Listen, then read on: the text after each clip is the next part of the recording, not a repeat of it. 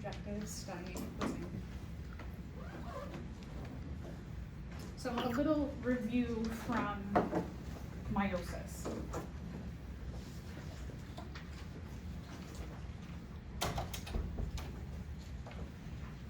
Meiosis 1, there's 2 rounds of meiosis. In meiosis 1, prophase 1, there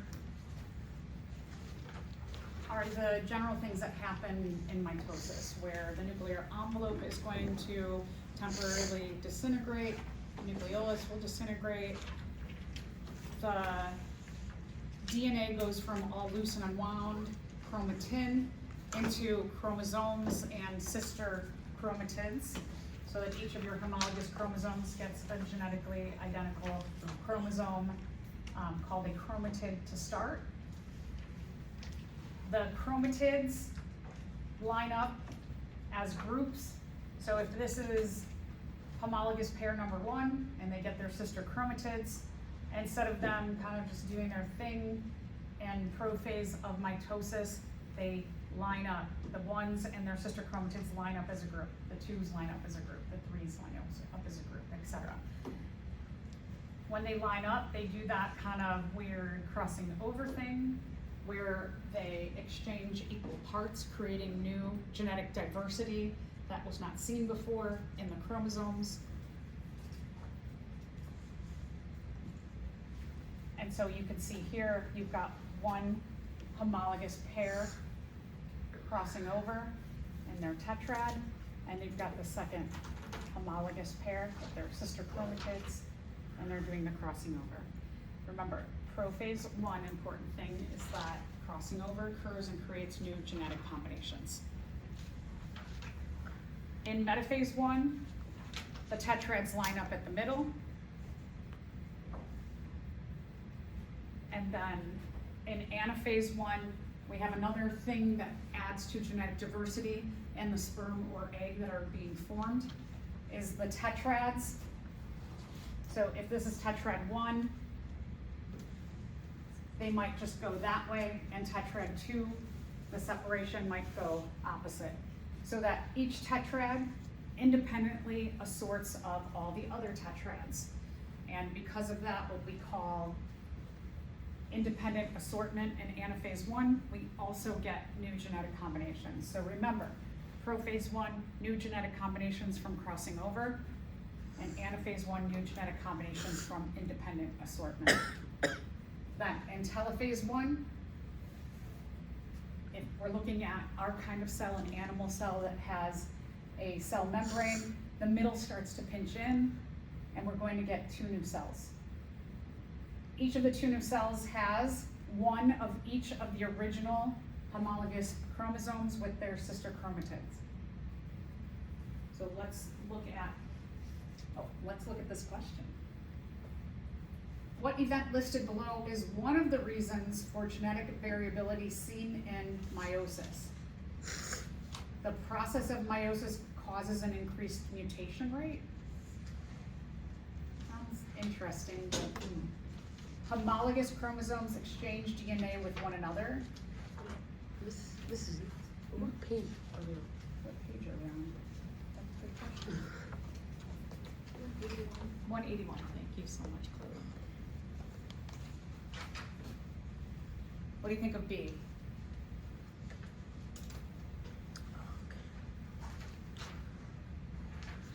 A little bit good. Homologous chromosomes exchange RNA with one another? No, definitely not, right? And dividing cells exchange whole sister chromatids during meiosis 1. No. That's just weird. Okay, good. So, correct answer is B.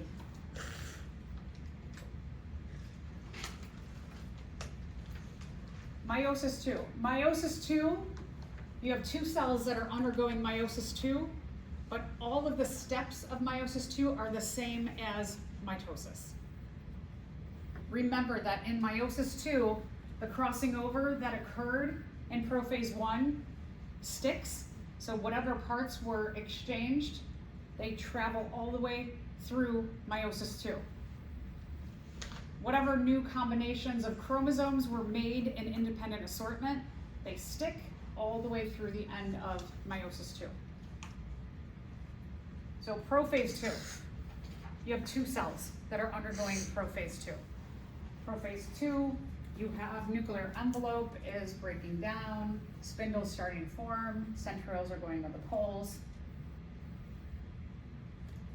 Crossing over does not occur here. It only occurs when you have your tetrads in prophase 1. Metaphase 2. The sister chromatids line up in the middle. Anaphase 2. The sister chromatids separate. So looking back here, in what we call the metaphase plate, or the equator of the cell, everybody that is lined up, all the chromatids on this side go this way, and all the chromatids on this side go that way. They do not independently assort. So half the chromatids go that way, half the chromatids go that way, which now we call, because they're separated, we call them chromosomes again. And then telophase 2, you have 2 cells that are going to become 4. So you're going to have 1, 2, 3, 4. Remember also that these are going to be haploid in number, that each of your daughter cells are haploid or N in number. Each has an N number of chromosomes or 1 set of chromosomes. And these are going to become either egg or sperm.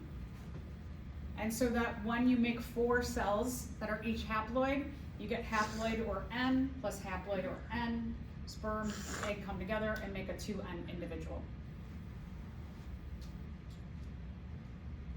If a diploid cell replicates its DNA so that it now contains an amount of DNA equal to 4N, how does a haploid gamete get a 1N number of chromosomes and a 1N amount of DNA?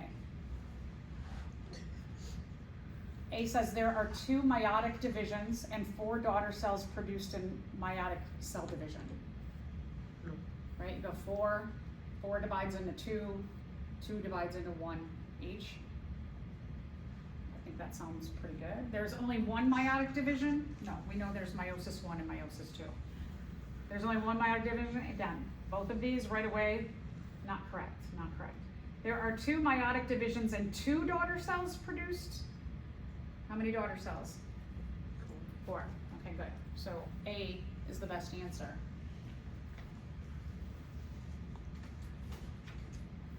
This is nice. This is a nice layout that you have of meiosis.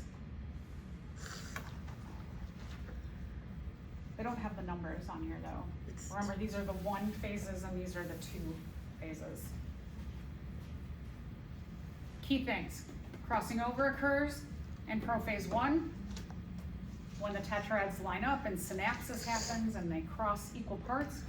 Crossing over occurs in prophase 1. Independent assortment occurs on anaphase 1. All of these phases of meiosis 2 are exactly what happens in mitosis. However, it's happening to 2 cells instead of 1, like we see in mitosis, and we end up with 4 haploid or N number of chromosomes each daughter cells.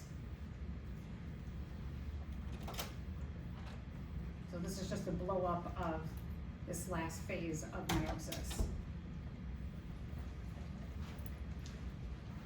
All right, a little bit about spermatogenesis and oogenesis. The 2 O's are like an OA. Spermatogenesis is meiosis to make sperm, and oogenesis is meiosis to make eggs. They happen in the gonads, which in males are the testes and in females are the ovaries.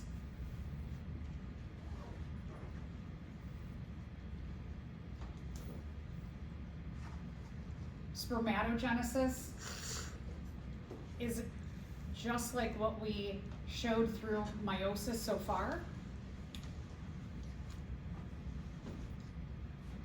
You have your parent cell and the DNA replicates. You get, at the end of meiosis 1, you get 2 daughter cells that are N times 2 in number. and then you get four different N haploid daughter cells. So just like what we saw all along. Eventually, these are what we call spermatids from the testes go into the neighboring organ called the epididymis, and they get their tails and this midpiece, and they get acrosomes in their head, and they become sperm. Oogenesis is a bit different.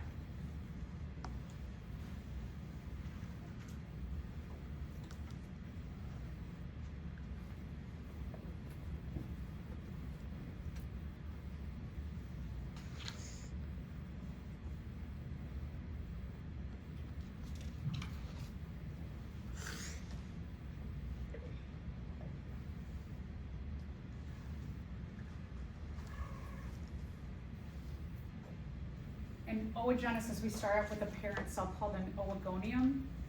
The DNA replicates to make what we call the primary oocyte. The primary oocyte undergoes meiosis 1. So this is meiosis 1. And what we get is what's called a secondary oocyte that may potentially become an egg. And we get a polar body. The secondary oocyte stays about the same size as the primary oocyte. The secondary oocyte takes all the cytoplasm, nutrients, energy into its cell, and the polar body just takes away a set of DNA. This, we want to continue to reduce down the DNA by getting rid of a polar body, and the secondary oocyte then will be ovulated into the fallopian tube, and in the next few days, if there is fertilization, so this is another weird thing about making of eggs, is that the secondary oocyte, if a sperm wiggles in through its outer protective layers and gets into the cytoplasm, it stimulates the secondary oocyte to undergo meiosis 2. So this is kind of a wild thing, that meiosis 2, this step here, only occurs if a sperm fertilizes the secondary oocyte. So most secondary oocytes do not become eggs, and we only call them eggs upon fertilization. So most of our oocytes as females stop here, and that they are released in the menstruation or the endometrium. If a sperm gets in here, it stimulates the secondary oocyte to undergo meiosis 2, and a very similar thing happens as meiosis 1, in that the now egg takes all of the cytoplasm, nutrients, and energy, and then discards off one set of DNA, so that the egg has an N amount of DNA, and then the sperm has an N amount of DNA, and they come together to make a 2N individual. So these polar bodies are just to allow for a reduction in the DNA, so that your egg ends up with an N or haploid amount of DNA. Pretty wild. What causes genetic variation in meiosis? Does crossing over cause genetic variation in meiosis? Does independent assortment cause genetic variation in meiosis? Does only crossing over? No, right? Because we just said the two of them. Does only independent assortment? No. So E, both crossing over and independent assortment? Mm-hmm. Yeah, good, okay. So this is a case where reading the question, you want to make sure you don't just go, yep, crossing over, done, A, correct. These kind of questions are common in what you all will find on the nursing exam, the med school exam, the dental school exam, the GRE. These are the kind of questions you need to be prepared for, and always make sure you read all of the options. Other means of genetic variability is just two different parents coming together. Each parent brings their own gene pool. When you have people come together, they bring new genetic combinations for the offspring. The more diverse two people are, more genetic combinations they can bring.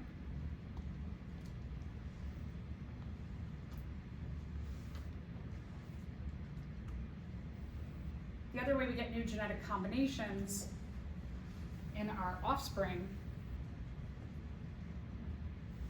oh, sorry, I'm still talking about this. So the fusion of gametes produces about a 64 trillion different 2N possibility. That's crazy, right? That's a lot of possibilities. It's also wild. I'm sure this has happened to everybody. You're out somewhere and someone will say, "Are you so-and-so?" Does that ever happen to you? Someone comes up to you and asks you if you're some other person in the world, right? So even though there's 64 trillion different 2N combinations for humans, we still have the ability to just randomly look like other people.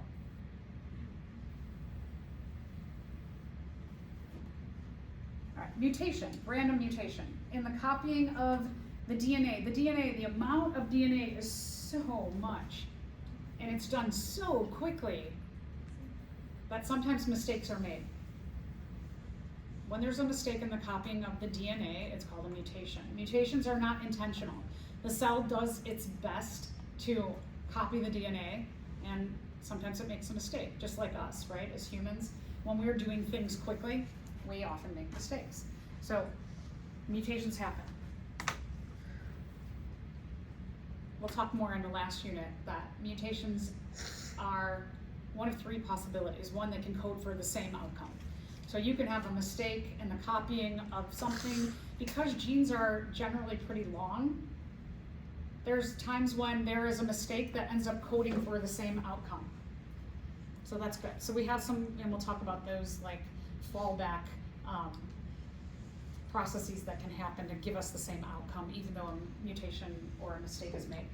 The other thing is that we often think about mutations as a really bad thing, right? If somebody called you a mutant, would you be like, thank you? But mutations can be a good thing too. So someone calls you a mutant, could be a good compliment. You gotta be like, well, what do you mean by that? Do you mean it's because I'm just such an amazingly brilliant person? Then yes, thank you, right? So mutations are bad, good, or the same. When you get a new variant, whether it's good or bad, it's not super common. It's actually pretty rare.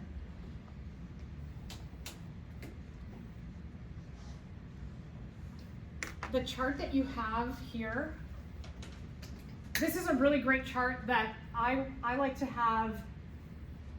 I like to tell students, write all of these out. Write these things out. Make like a chart where you make a line across for each of these different things, and then see if you can fill these in. Like I said, practice those diagrams for the Unit 3 exam. This is a great thing to practice, just so you can get in your head that the cells in which they occur. In mitosis, they occur in our body cells or somatic cells, any of your non-sex cells. The cells that meiosis occur in are your gametes, your sex cells, or your sperm and egg. The final number of chromosomes in meiosis is diploid or 2N. All of the cells in our body have 2 sets of chromosomes, or 2N amount. In meiosis, your gametes, the egg and sperm, have a haploid number of chromosomes, 1 set of chromosomes each. The number of daughter cells in mitosis are 2. They are typically genetically identical to the parent. And in meiosis, you get 4 daughter cells, but they are genetically unique from the parent. The number of cell divisions, you have 1 in mitosis, but you have 2 rounds in meiosis. And the function of mitosis is growth, repair, development, and maintenance. And the function of meiosis is gamete production, the production of egg and sperm. So this is a good thing to practice. It gives you a really nice summary of why, all the reasons why each are important and how they are different. This is another nice diagram to look over. You've got mitosis and meiosis right on top of each other. you can see, and it's not that this arrow means that it's a very long time between the parent cell and prophase on mitosis. It just means that the stages of what happens in the stages of mitosis happen in the two cells in meiosis 2. Key thing to point out too, prophase 1 of meiosis 1, you have crossing over, gives you new genetic combinations, and anaphase 1 of meiosis 1, you get independent assortment, giving new genetic combinations.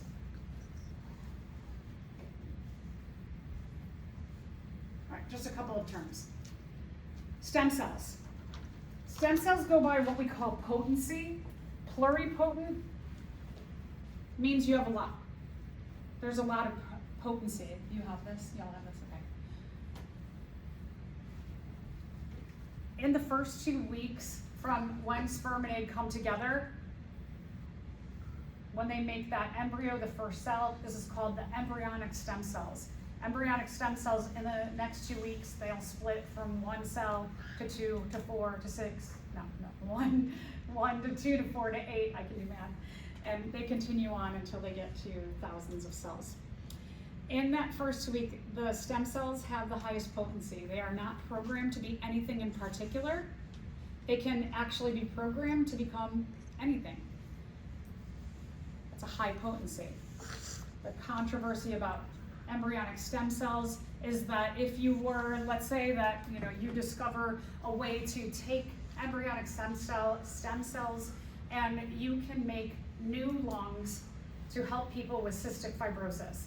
And you could take egg from their body and sperm from another person's body, and you could make a ball of cells, and you could pick apart those embryonic stem cells to create new lungs for that person.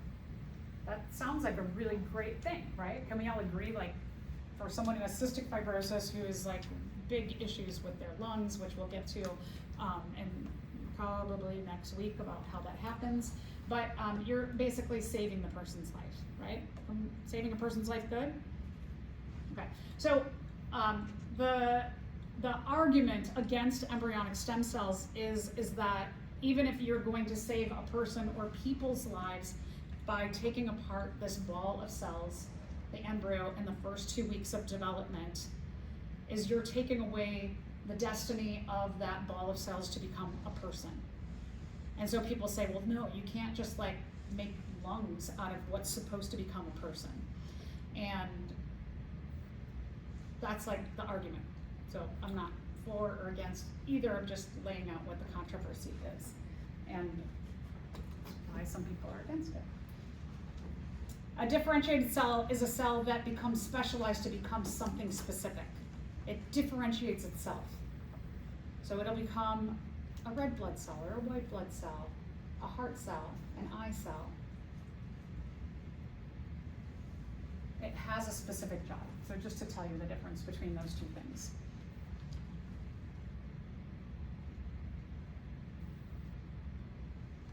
We do have adult stem cells in our body. We have adult stem cells in our bone marrow and in our brain, for example. And somebody has discovered that they can take an adult stem cell. So let me tell you, before I do it, adult stem cells have less potency. So for example, the stem cells that are in our bone marrow, they can only be utilized in the circulatory system. So like you, if let's say that you have cystic fibrosis and we took some stem cells out of your bone marrow, we couldn't make those stem cells become lungs that you would need. They don't have the potency or ability to do so. However, someone has discovered that they can manipulate these adult stem cells in a way that they can revert them back to acting like embryonic stem cells. And so that is actually a possibility now. And so now there's a lot of like, with the use of adult stem cells and manipulating them to become more potent, like an embryonic stem cell, there's a little more like research that can be done in those areas. Okay. All right, just some other things. A germ cell produces the gametes, So it's the cells, the parent cells that produce egg or sperm. And a gonad is where the egg or sperm are produced. It is the organ or structure in which the egg or sperm are produced. A chimpanzee has 48 chromosomes in its somatic cells. How many of those chromosomes are autosomes? Well, there's a lot of terms here. So let's look at somatic cells. Is a somatic cell going to produce egg or sperm? Is a somatic cell a body cell? So a somatic cell, does a somatic cell have a diploid number of chromosomes or a haploid number of chromosomes? Yeah, diploid. So a chimpanzee has 48 chromosomes within its somatic cells. So we're talking about a 2n number of chromosomes. How many of those chromosomes are autosomes? Is an autosome a non-sex chromosome or a sex chromosome? Non-sex chromosome. So, of the 48 chromosomes that a chimpanzee's somatic cell has, it's non-sex cells, it's body cells. How many of those chromosomes are autosomes of the 48? Okay. 46. 46 are autosomes. And to get you to 48, 2 are sex chromosomes. The other 2 chromosomes will be XX for a female and XY for a male. I don't know if I took this out or not, but this objective about fungi, algae, and plants, if it's in there, you don't have to do that.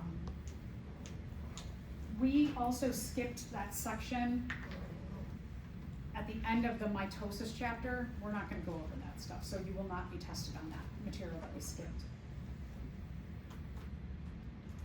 Okay. Let's go to genetics.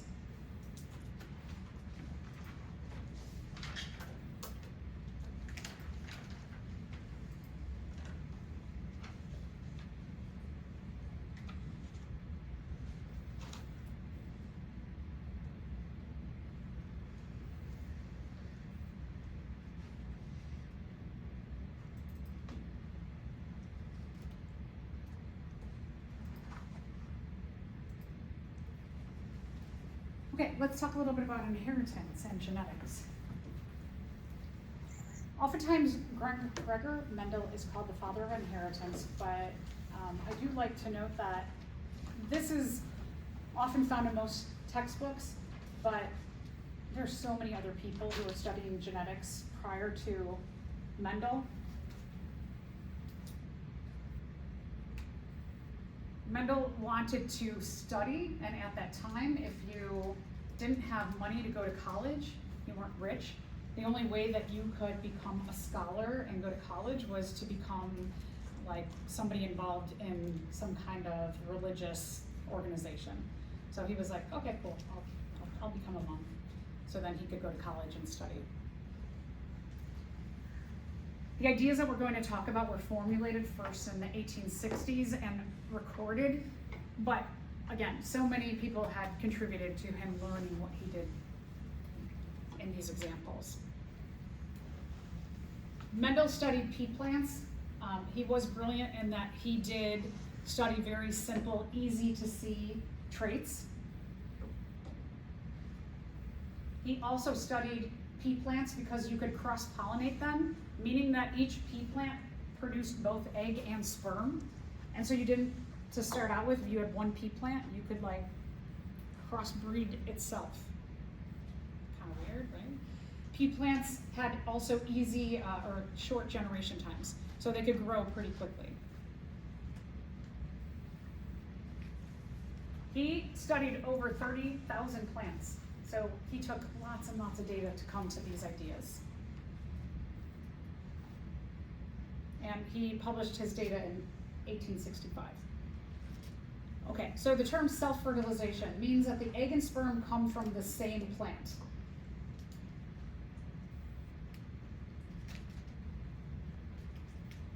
A hybrid is when you take one trait and you mix it with the other version of that same trait.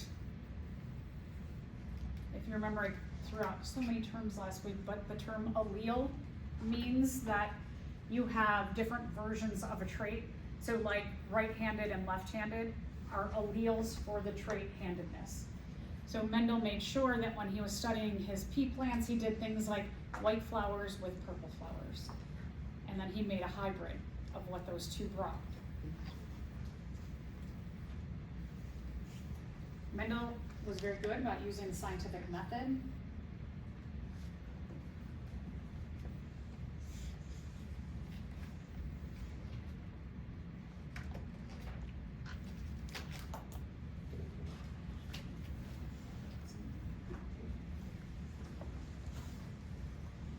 Mendel's first hypothesis was the blending concept of inheritance, and what he first hypothesized was that if you took two extreme differences of a trait, like white flowers and purple flowers, and you mixed them, or you bred them together, your offspring would be a mix of the white and the purple, and they would be like lavender, like a light purple.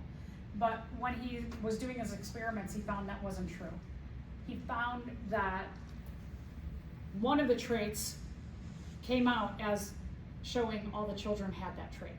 So only one trait showed up in the next generation, not a blend and not both of the traits. So this led Mendel back to making a new hypothesis. So my example is like white and red would make pink offspring, but that didn't happen. So Mendel disproves his blending concept of inheritance hypothesis, and he proposes a new hypothesis.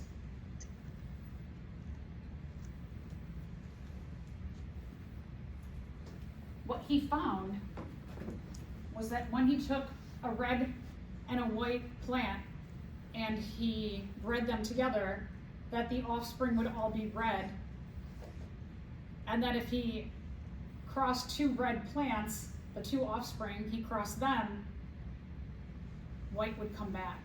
So you'd get some white offspring and some red offspring. So Mendel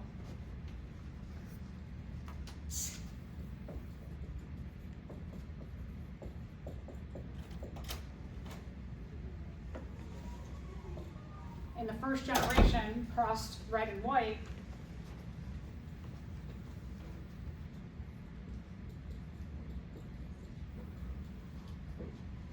and he got only red offspring. But then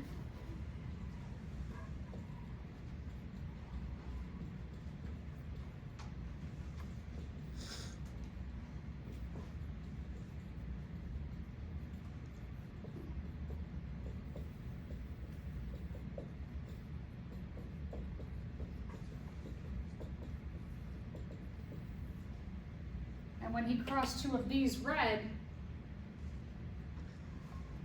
and white came back. Red continued and white came back. And he went, wait a minute, what is going on here? So what Mendel thought was going on, that there must be some kind of like factor where if we called red capital R, and we called white little r, that when you crossed them,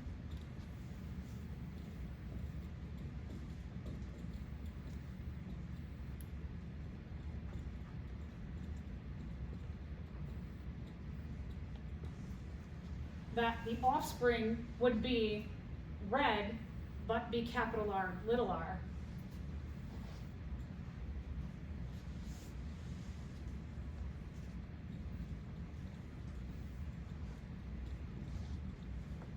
And so when you crossed a red that is capital R, little r,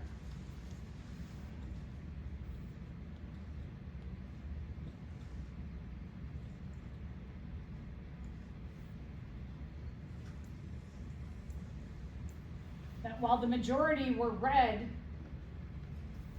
but red with a capital R, or red with a capital R, little r, and then white came back, being little r, little r.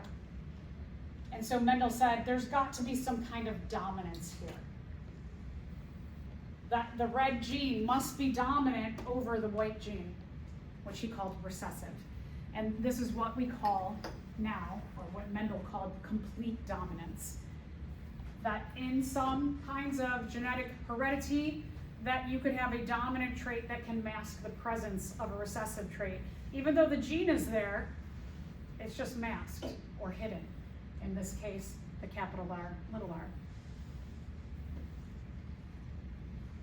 So this was his second round of doing the scientific method, and you will find that as if you go on and you do research, you'll sit down and you'll make a hypothesis, and then you'll learn, well, maybe my hypothesis is disproved, but then maybe the next time, or maybe the fourth time, or the 10th time, that you really find out what you were looking for. So this is the idea, one kind of inheritance. This is one of the most simple forms of inheritance, which is called complete dominance. And it means that one trait is dominant over the other trait.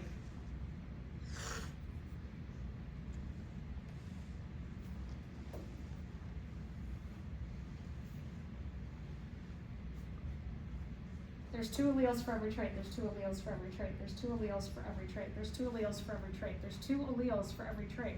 There's two alleles for every trait. There's two alleles for every trait. There's two alleles for every trait. There's two alleles for every trait.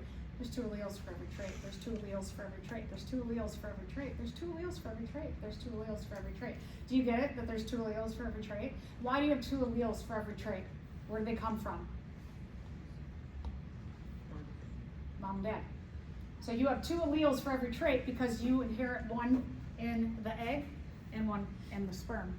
That's why you have two alleles for every trait, two alleles for every trait, there's two alleles for every trait. It seems silly for me to repeat this over and over again, but if you repeat something 20 times, you usually remember it. So that's why I always tell you to study, review, and quiz. So keep going over and over and over and over things. But when we get to, we won't do it today, but next time we'll get to the inheritance of looking at two traits at the same time.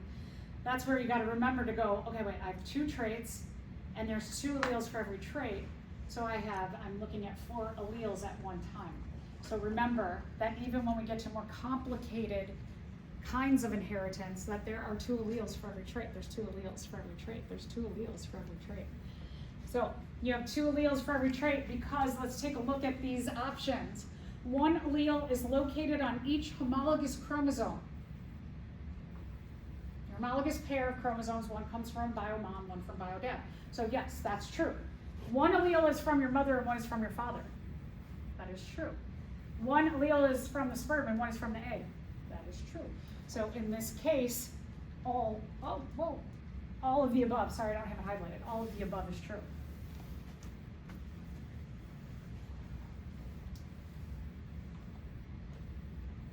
So a trait is a characteristic that is expressed when you take into account the two alleles that are inherited from the parents. Complete dominance is just a very simple kind of inheritance. The kinds of inheritance that we look at in this class are very simple kinds of inheritance. If you go on to take a genetics class, you're gonna learn so many cool things. Most of our traits that we have are coded for by more than one pair of alleles. So like for example, your eye color has at least 3 different genes that code for the color of your eyes. Just the color of your eyes, right? If we all kind of grouped together and said, okay, everybody with brown eyes come over here, with hazel eyes over there and blue eyes over there, all of us with brown eyes could look at each other and we probably not one of us has the same exact shade of brown because there are a lot of different shades of color. Also, more genes come into your eye color trait because some of you might have like little gold flecks in your eyes. Some of you might have like a light brown ring and then a dark brown ring. And some of you might have these rays of different color. So now when we're thinking about the idea of like flecks of color, rings of color, rays of color, those are all other genes that contribute to this trait. So most of our traits are coded for by many, many, many different pairs of genes. Not every gene pair for a trait have the same kind of inheritance.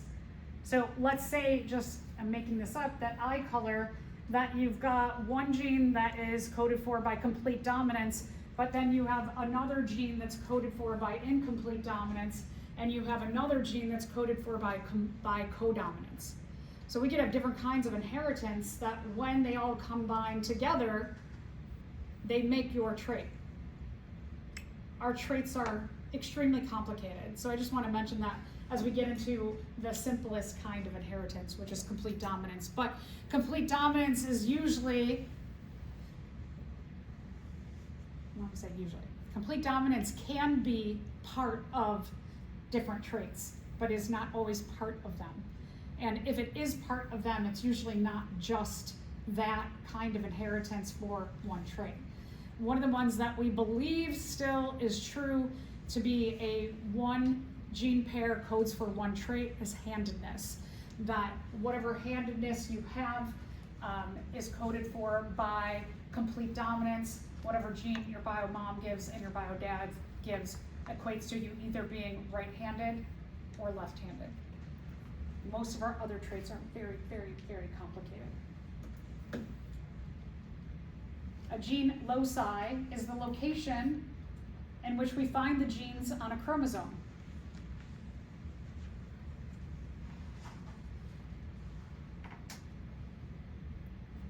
The human genome has been mapped out. We do not know what all of the genes mean, but at least we know what all the loci are. So there is so much work to be done to discover, like, if you are studying something like, let's just say cystic fibrosis, that you are searching for the genes that equate to that trait, and in hopes of finding a way to cure that trait based on learning the genetics about it. An allele is an alternate form of a gene, like right-handed and left-handed, or red and white, tall and short.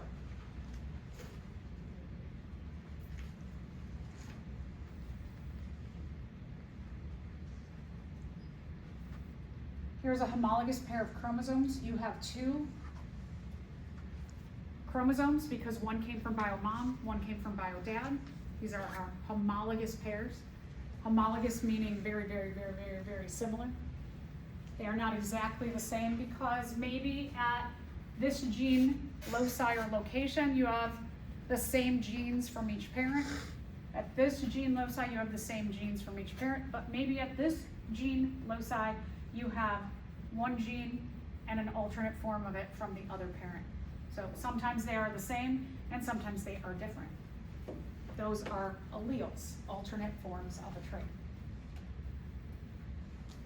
When we're talking about complete dominance, there's two kinds of alleles. The dominant allele. Dominant allele will hide or mask the expression if a recessive allele is present.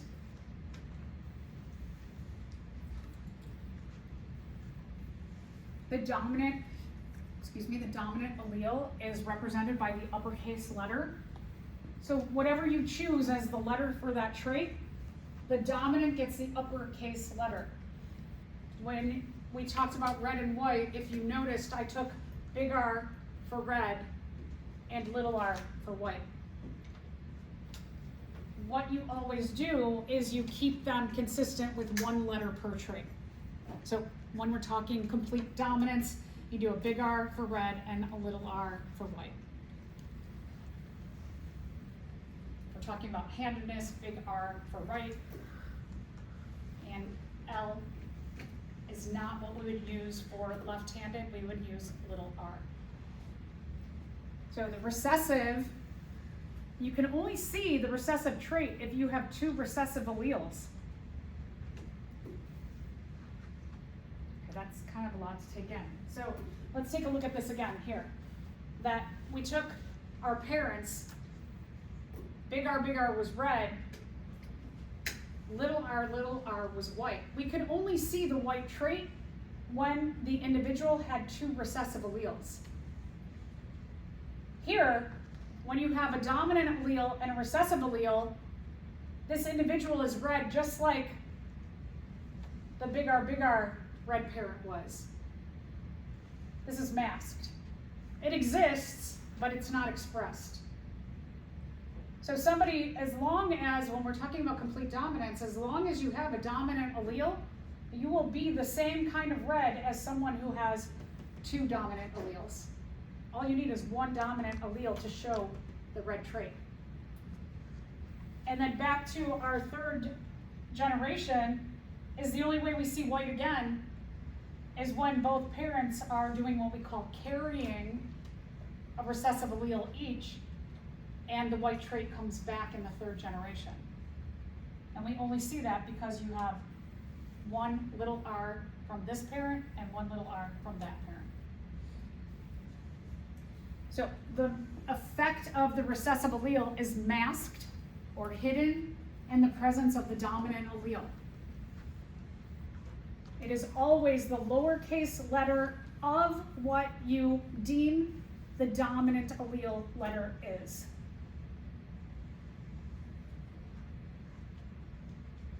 So we're going to use little r for left-handed. We're not going to use little l. If we use big R for right-handed, we're going to use the lowercase of that R letter. This will be very important when we look at two traits being inherited at the same time, because you're going to need one set of letters for one trait and a different set of letters for another trait.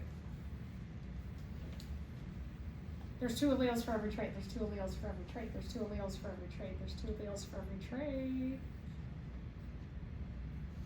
Your traits can be, when we're talking about complete dominance, big R, big R, big R, little r, and little r, little r. Those are all the possible allele combinations.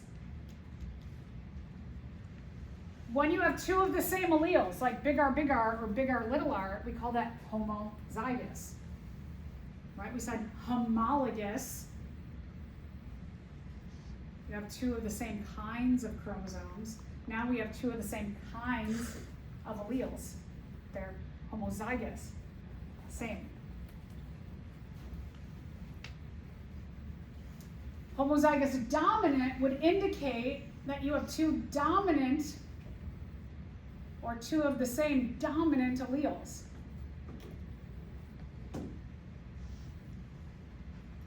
Homozygous recessive says you have two of the same recessive alleles.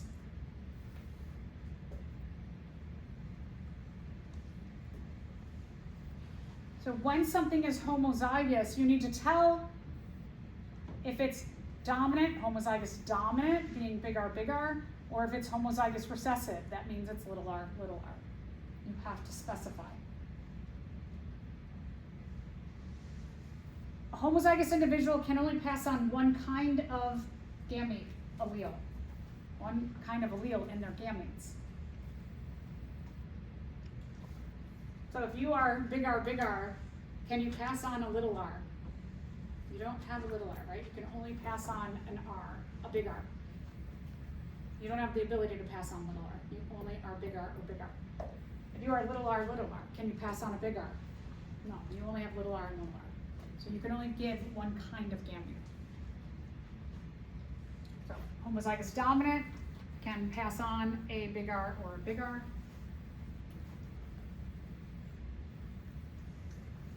And homozygous recessive can only pass on a little r or a little r.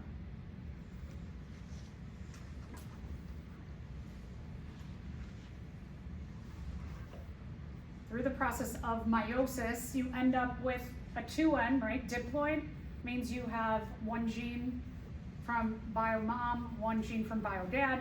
When you go through meiosis, your eggs or sperm pass on one of your two original homologous chromosome alleles.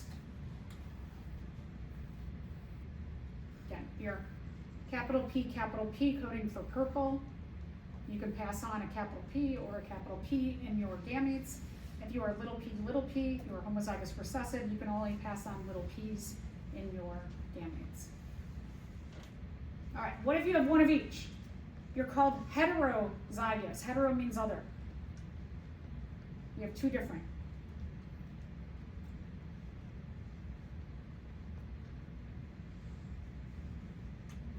Heterozygous, because they have a dominant allele, will look just as dominant as somebody who is homozygous dominant. So this does not blend and make this any less, let's say, red. The heterozygous individual is just as red as the homozygous dominant. But they carry or mask that little r. It's there, but it's not what we say expressed. But, so they express only the dominant trait. They carry the recessive trait, which means that they can pass on a big R or a little r to their offspring, and we saw that here. We have our parents who were heterozygous, and they did pass on a little r and even made a white offspring. So if this is you, you have two alleles for every trait, because you got one from bio mom, one from bio dad. When you go through the process of meiosis to make your gametes, you get one of those alleles in every gamete.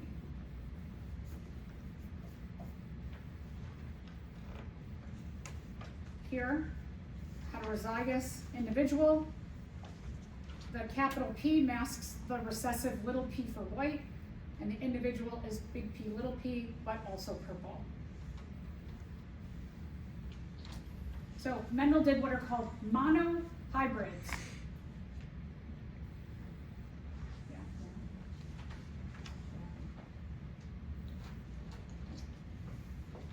Okay. Oh, yeah. Okay. Did we miss something? No, I just didn't write Okay. it. Okay. No. Okay. So Mendel did monohybrids. Mono means one. He's looking at one trait at a time. Hybrid means you're getting a combination of two different parents to give you a new version.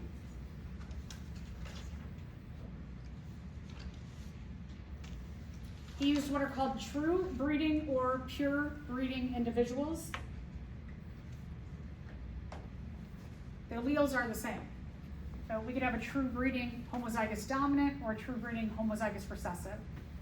So Mendel always started with this. He tested out his parents to make sure that this one was going to be big R, and not big R, little r. He wanted to make sure it was true breeding and had both capital R's so he could easily track his data and know that this one in particular, after breeding over so many generations, only could pass on big R or big R. True breeding for white, only this one could pass on little r or little r. True or pure breeding, two of the same alleles. He did a monohybrid trait or cross because he's looking at one trait at a time. So in this case, Mendel is looking at, let's say, capital T versus a little t, little t.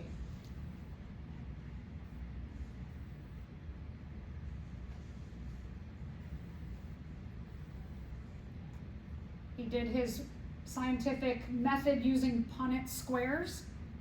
It's a mathematical prediction system of when parents have these particular alleles for a trait, what alleles and traits will the offspring have. So you can see that I've used my Punnett squares here to predict when I have two parents, what their offspring will be. And again, parents and offspring. So the Punnett squares is a calculation method, figuring out what the genes will be and what the traits will be.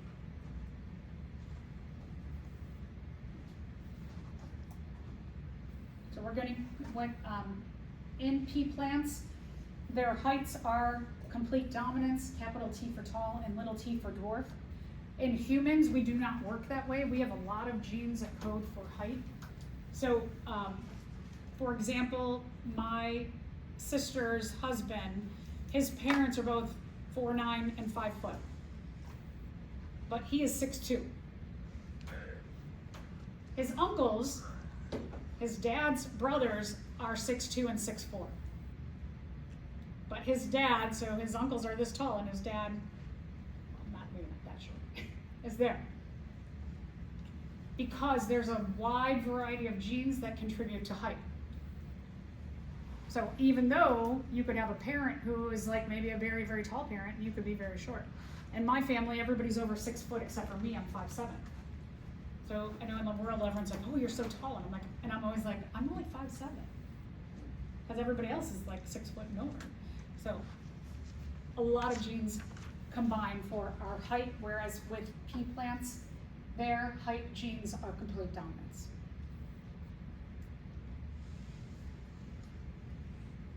He took a true breeding homozygous dominant individual and a true breeding homozygous recessive individual.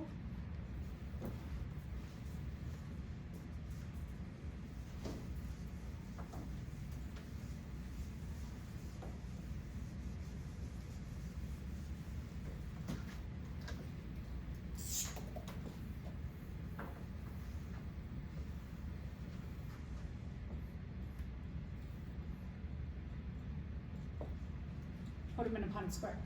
Now, you can see I've super exaggerated my little t's.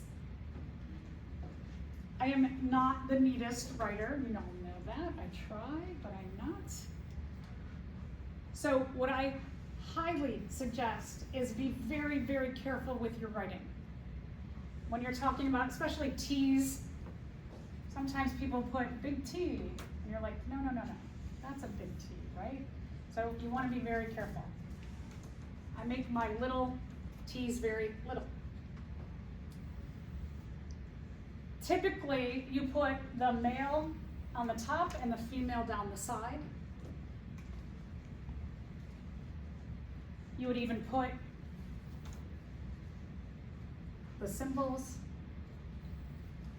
for male and female.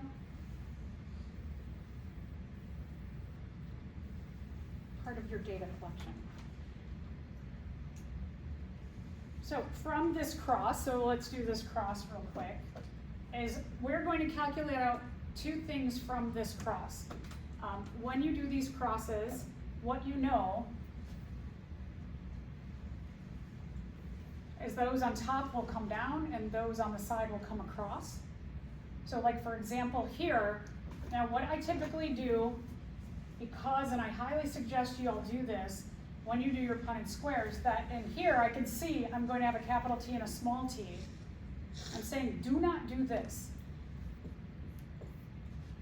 Don't do that. Because when you're doing an exam and you are stressed out, when you take a look at that, your brain doesn't always go, that will mask the presence of that, so this individual will appear dominant. What your brain will do is go, that's first, so it masks the presence of that. Is that possible?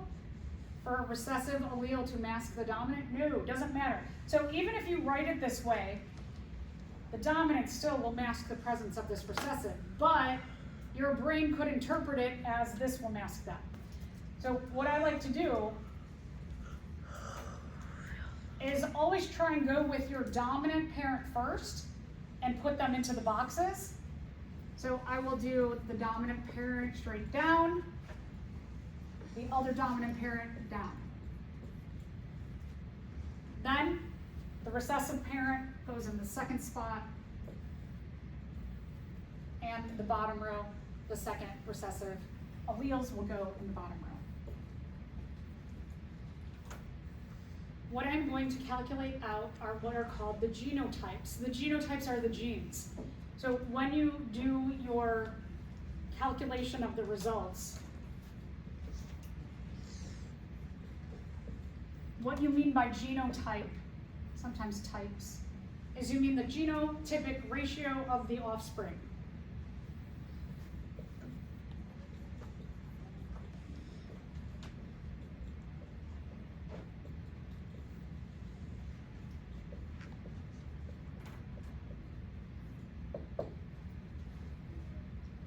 Genotypic ratio of the offspring. The possible genotypes for this trait are capital T, capital T, capital T, little t, and little t, little t. Those are the three possibilities. You will always write them in the order of homozygous dominant, then the heterozygous, then the homozygous recessive. And in this case, then I am looking at 1, 2, 3, 4, big T, little t. Do I have any offspring that are big T, big T? And do I have any that are little t, little t? So my genotypic ratio, if you said to me, I got 0 to 4 to 0, I would know exactly what you were talking about, because I know that you would put homozygous dominant, then heterozygous, then homozygous recessive. If you said I got 1 to 2 to 1, I would know you got 1 homozygous dominant, 2 heterozygous, 1 homozygous recessive. If you said 0 to 4, I would know you got 4 homozygous recessive. So you're always writing homozygous dominant, heterozygous, homozygous recessive. Then we're going to take this information and we're going to translate it into what we call the phenotype. What do they look like? What do these genotypes equate to? So that our phenotypes are how these genotypes physically appear.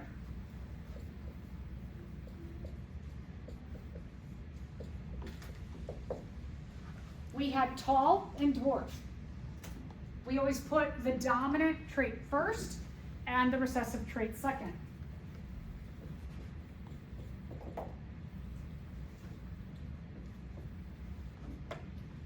What's meant by phenotypes is the phenotypic ratio of the offspring.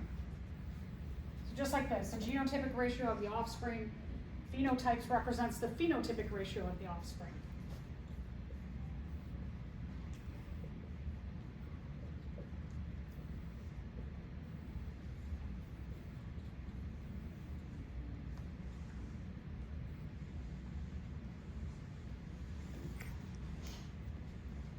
And our possible phenotypes, or how our trait physically can look, is tall and dwarf. These two,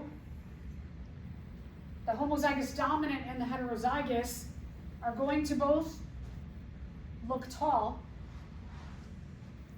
So we take 0 plus 4 and gives us 4 tall offspring. Our homozygous recessive is going to be the only one that codes for dwarf. We have 0. Our genotypic ratio is 0 to 4 to 0, and our phenotypic ratio is 4 to 0. You always put the dominant trait first and the recessive trait second. And that's what we call our math that we do for Punnett squares. Our math and our results.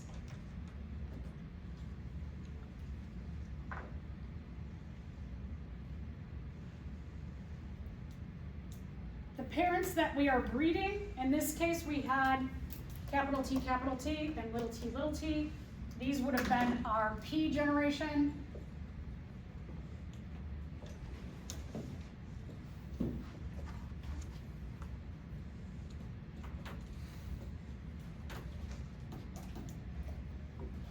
The first generation of offspring we call our F1 generation of offspring.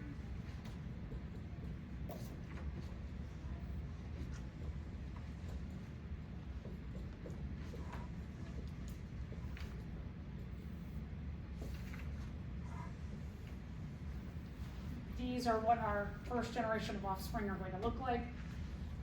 Just like here, our parents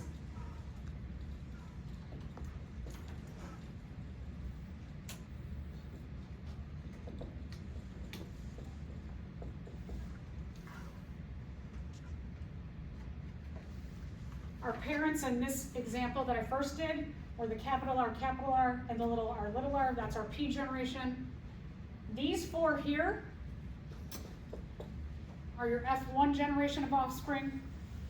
Your parents are the F1 individuals.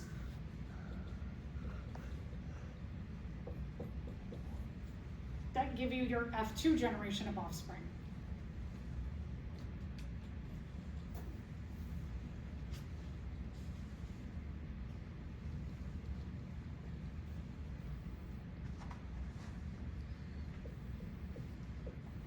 kind of like you have your parent generation, you have the kids of the parents, next generation will be the grandkids, the next generation great-grandkids, great-great-grandkids, great-great-great-grandkids. And so Mendel did it nice and easy and said, let's call the parents P, call the first generation F1, the next generation F2, the next generation F3.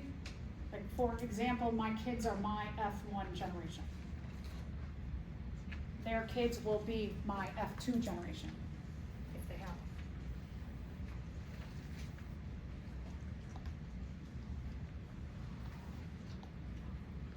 All right, so we're gonna go with P and P. We're going to track, Mendel takes a true breeding homozygous dominant individual, crosses with a true breeding homozygous recessive individual. Again, true or pure breeding means two of the same alleles. The gametes are big P for the homozygous dominant parent, and little p for the little p for the homozygous recessive parent.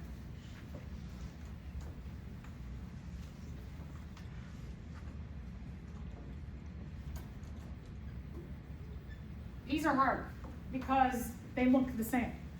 Just depends how big or small you make them. So again, look at what I did.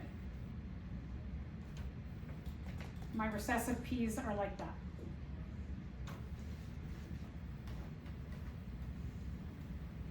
Big P is going to code for purple, and little p is going to code for white.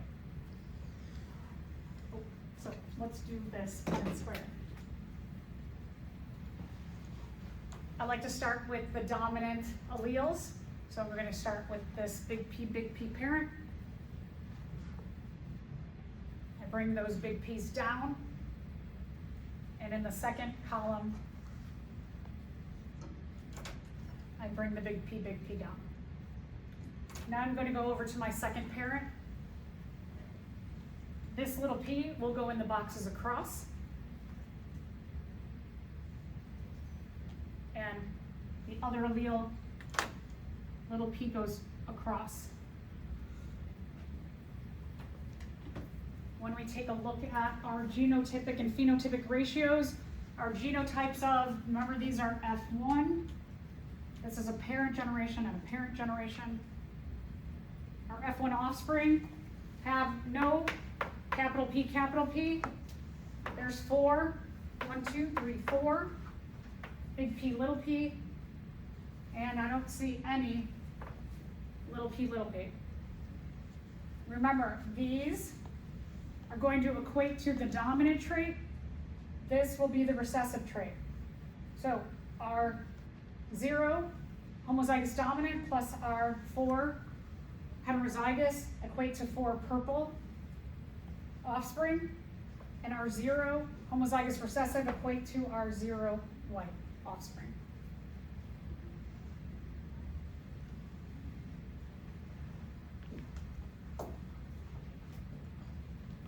So now, what Mendel would do is take 2 of these and cross them. So he'd take first from that 2 from that F1 generation and cross them.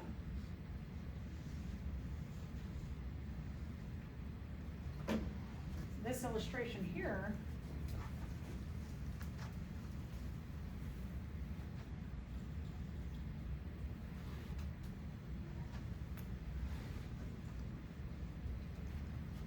Big or small? I'm sorry. Are those the one? Are they big or small? These are dominant or capital, yes. 2 capital P's for the original purple true breeding parent, 2 little p's for the white true breeding parent, and they gave us all purple offspring who were big P, little p.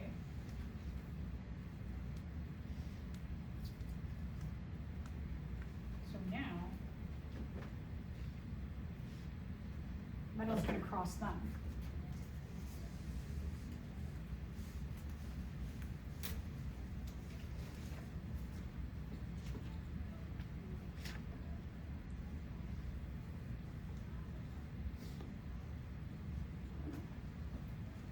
So we're going to take 2 of our F1 offspring. Uh-oh, now we got a dominant and a recessive. All right, so let's start up here. We'll take that capital P, we'll put them straight down.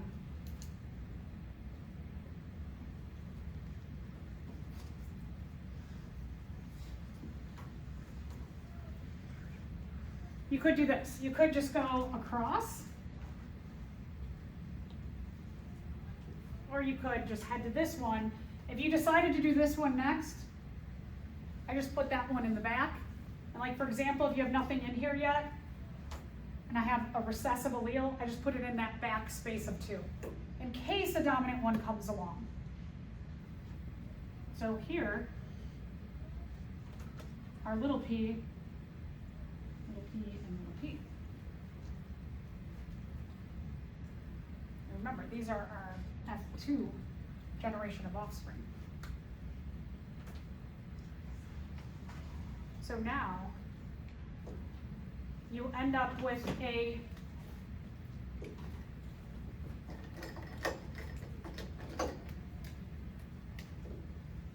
one to 2 to 1 genotypic ratio, 1 capital P, 2 big P, little p, and 1 little p. And these are going to add up to being purple, or equate to being purple, for the phenotype. So you're going to add the 1 plus 2 makes 3. We'll have a white marker. And the 1 little p codes for white.